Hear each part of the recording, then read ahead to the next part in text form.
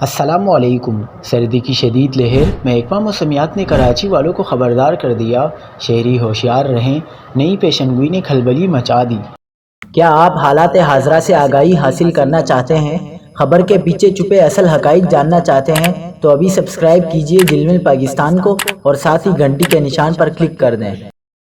آپ کو بتاتے چلیں کہ کراچی میں رواں موسم سرما کی سردترین رات ریکارڈ، درجہ حرارت سنگل ڈیجٹ میں آ گیا۔ شہر قائد میں یخ بستہ ہواؤں کے باعث سردی کی شدت میں اضافہ ہو گیا ہے۔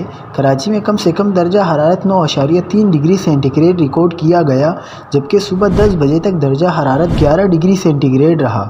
محکمہ موسمیات کے مطابق بلوچستان کی یخ بستہ ہوائیں شہر پر اثر انداز ہو رہی ہیں، جس کے باعث ہفتہ اور اتوار کو درجہ حرارت سنگل ڈیجٹ میں جانے کا امکان ہے۔